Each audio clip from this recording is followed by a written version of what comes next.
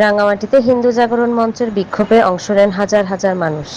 আজ সোমবার সকালে রাঙ্গামাটিতে হিন্দু জাগরণ মঞ্চের বিক্ষোভ মিছিলে অংশ নেয় হাজার হাজার মানুষ।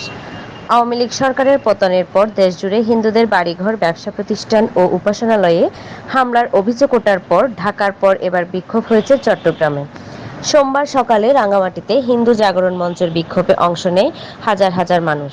নগরীর বিভিন্ন পাড়া মহল্লা থেকে বিভিন্ন বয়সী নারী পুরুষ লোকজন জড়ো হতে শুরু করে। সেখানে লোকজন আসতে থাকেন বিক্ষোভে।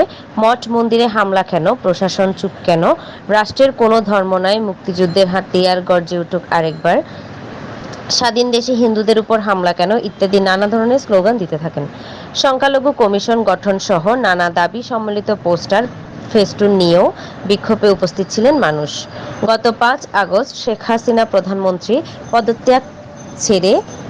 ছেড়ে দেশ ত্যাগ করার পর দেশে বিভিন্ন সরকারি ও বেসরকারি স্থাপনা, ব্যবসা প্রতিষ্ঠান, হিন্দু ধর্মাবলম্বীদের বাড়িঘরেও হামলা, লুটপাট, অগ্নিসংযোগের অভিযোগ ওঠে। দেশের চলমান পরিস্থিতিতে বাংলাদেশ হিন্দু জাগরণ মঞ্চ ব্যানারে সামাজিক যোগাযোগের মাধ্যমে এই বিক্ষোভের ডাক দেয়া হয়।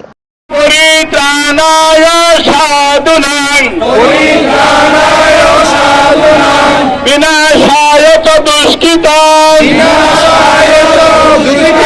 ধর্ম সংস্থাপনের তায় সম্ভব